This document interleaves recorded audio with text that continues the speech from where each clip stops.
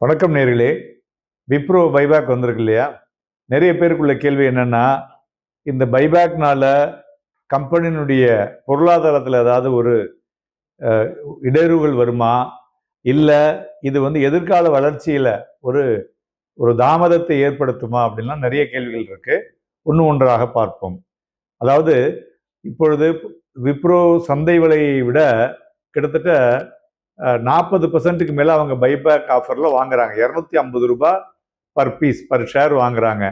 So இது பார்த்தீங்கன்னாக்க இந்த பைபேக் ஆஃபர்ல 60 கோடி ஷேரை வாங்குறாங்க. அந்த 60 கோடி ஷேர்ல 9 கோடி ஷேர் ரீட்டைல் இன்வெஸ்டாருக்கு கொடுக்குறாங்க. ரீட்டைல் இன்வெஸ்டார்னா ஸ்மால் இன்வெஸ்டார், இந்த 20 ஷேரு, 50 ஷேரு, 10 ஷேரு, 5 ஷேர் வச்சிருக்காங்கல்ல அவங்களுக்கு.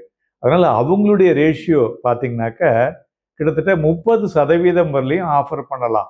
10 ஷேர் வச்சிருக்காங்க அப்படின்னா அவங்களது 3லேருந்து 5 ஷேர் வரலையும் இருக்கக்கூடிய வாய்ப்புகள் அதிகமாக இருக்கக்கூடும். இரண்டாவது, ஏன் இதே மாதிரி இந்த பைபேக் வராங்க அப்படிங்கிறது எல்லாருக்கும் ஒரு கேள்வி இருக்கும். நார்மலா பைபேக் எதுக்கு வராங்கன்னு கேட்டிங்கனாக்க, அவங்க கையில நிறைய ரிசர்வ் இருக்கும். அந்த ரிசர்வை ஏதாவது ஒரு இன்ஃப்ராஸ்ட்ரக்சர் ஃபெசிலிட்டியோ இல்லை வேற கம்பெனிகளை வாங்குவதிலோ டிலே ஆகிறது அப்படிங்கிற ஒரு விதத்திலையும், இரண்டாவது பார்த்தீங்கன்னாக்க அவங்களுடைய கம்பெனி நன்கு வேலை செய்து கொண்டிருக்கிறது அப்படின்னு இன்வெஸ்டர்ஸுக்கு ஒரு தைரியத்தை கொடுப்பதற்காகவும் தான் இந்த பைபேக் ஆஃபர் வருதுன்னு சொல்லலாம். ஏன்னா அவங்க அவங்க ஷேரையே கூட கொடுத்து வாங்குறாங்க அப்படின்னாக்க அது ஒரு பெட்டரா இருக்கு அப்படிங்கிறதுக்கு. கூட கொடுத்து வாங்குறாங்கன்னா அன்னி தேதியில இருக்கக்கூடிய ரேட்டை வச்சு பண்ணினது. அதன் பிறகு டெக்னாலஜி செக்டார்ல நிறைய வீழ்ச்சியை ஏஐனால டிஸ்டப்ஷன்ல பார்த்த போது ஃபர்தரா அதுல ஒரு வீழ்ச்சியை தழுவினது என்று சொல்லலாம். அதனால இதுல பார்த்தோம்னா கிட்டத்தட்ட 30% வரலையும் ரீட்டைல் இன்வெஸ்டர்ஸ் கிடைக்கக்கூடிய வாய்ப்புகள் இருக்கக்கூடும். அதாவது ஸ்மால் இன்வெஸ்டர்ஸ் அப்படின்னு சொல்றது பிலோ 100 ஷேர்ஸ், அவங்கெல்லாம் ஸ்மால் இன்வெஸ்டர்ஸ். அதாவது 2 லட்சம் ரூபாய்க்கு கீழே இருக்கிறவங்க, அவங்களுக்கெல்லாம் இதுல ஒரு நல்ல பெனிஃபிட் இருக்கும். சரி சார், இப்போ பைபேக் ஆஃபர் முடிஞ்சிருச்சு, அதுக்கப்புறம் அந்த கம்பெனியினுடைய வளர்ச்சி எப்படி இருக்கும் அப்படின்னீங்கன்னா, கம்பெனியுடைய வளர்ச்சியில எந்த விதமான பாதிப்பும் இருக்காது. இது அவங்க கையில இருக்கக்கூடிய ரிசர்வ்லேருந்து தான் இந்த ஷேரை அவங்க வாங்குறாங்க. இது வாங்குறது மூலியமாக இந்த கம்பெனியில் உள்ள மேனேஜ்மெண்ட்டு ஃபர்தரா பெட்டரா தான் வேலை பண்ணுவாங்க. ஏன்னா அவங்களுடைய ஸ்டேக் அதிகரிக்கும் பொழுது அவங்க நிறைய லாபத்தை ஈட்டணும்னு தான் நினைப்பாங்களே வழிய லாபம் கம்மியா ஈட்டணும்னு நினைக்க மாட்டாங்க. அதனால இது ஒரு better opportunity for the company. அதே சமயத்தில் இது ரீட்டைல் இன்வெஸ்டருக்கு ஒரு மினி போனஸ்னே சொல்லலாம். ஏன்னா உங்களுக்கு கிட்டத்தட்ட 40% கிடைக்கிறது. ஸோ இதில் நீங்கள் என்ன பண்ணலாம் அப்படின்னாக்க, ஆல்ரெடி இந்த ஷேர் அந்த அந்த ரெக்கார்ட் டேட் அன்னைக்கு வச்சிருந்தவங்களுக்கு எல்லாருக்குமே கம்பெனிலேருந்து மெயில் வந்திருக்கும்.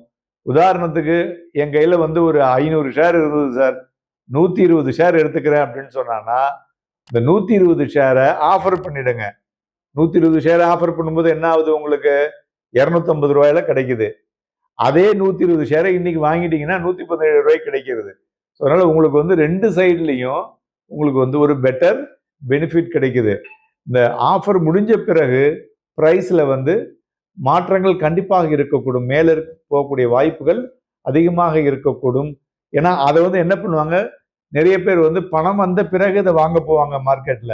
அந்த சமயத்துல ஆட்டோமேட்டிக்கா அந்த டிமாண்ட்ல அந்த பிரைஸ் 5லேருந்து 10% முதலையும் அதிகரிக்கக்கூடும். அதனால ஆஃபர் டே அன்னைக்கு ஆஃபர் பண்ணீங்கன்னா எவ்வளோ ஆஃபர் பண்றீங்களோ அந்த ஷேர் இன்னைக்கு மார்க்கெட்ல வாங்கிடுங்க. நன்றி, வணக்கம். விப்ரோ ரெக்கார்டட் 5th ஜூன் வச்சிருந்தாங்க.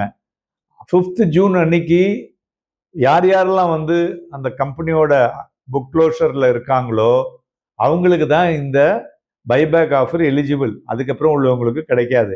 ஸோ இப்போ இன்னைக்கு பைபேக் ஆஃபர் ஆரம்பிச்சது 17ஆம் தேதியோட முடியுது, 17th ஜூன்.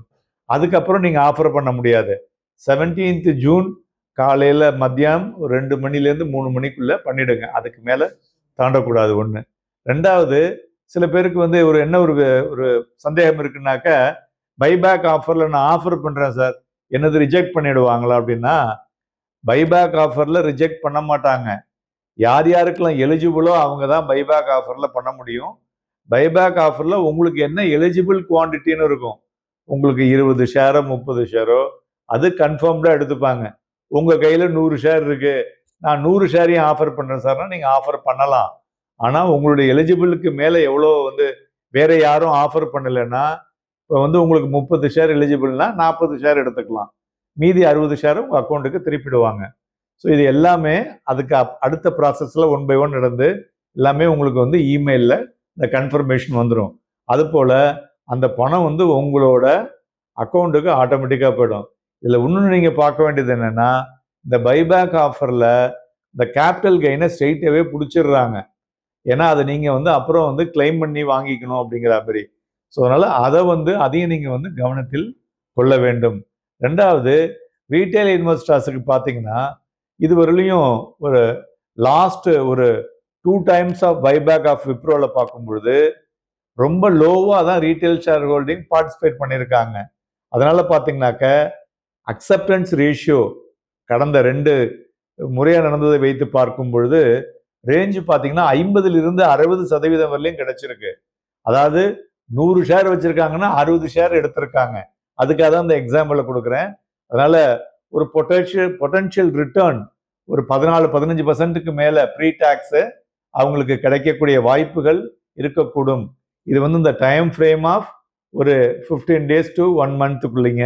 ஸோ அதனால் அதற்கு தகுந்தாற்போல் நீங்கள் உங்களுடைய டாக்ஸ் ஆங்கிளையும் பார்த்து நீங்கள் பைபேக் ஆஃபரில் அணுகுங்க. ரெண்டாவது பைபேக் ஆஃபர் பண்ணும் பொழுது சில பேர் நீங்கள் மொபைல் ஆப் வச்சுருப்பீங்க, அது மூலிமா பண்ணலாம். இல்லைன்னா நீங்கள் எங்கே உங்களுடைய ட்ரேடிங் அக்கௌண்ட் வச்சுருக்கீங்களோ அந்த புரோக்கர் ஆஃபீஸுக்கு ஃபோன் பண்ணி அவங்களுக்கு நீங்கள் உங்களுடைய கன்சர்னை தெரிவிக்க வேண்டும். அப்போ தான் பண்ண முடியும். ஜஸ்ட் லைக் தட் டைரெக்டாக எடுக்க மாட்டாங்க, நீங்கள் தான் ஆஃபர் பண்ண வேண்டும். இதை உடனே மனதில் கொண்டு இன்னைக்கே பண்ணிடுங்க. First come first will be the best option. நன்றி.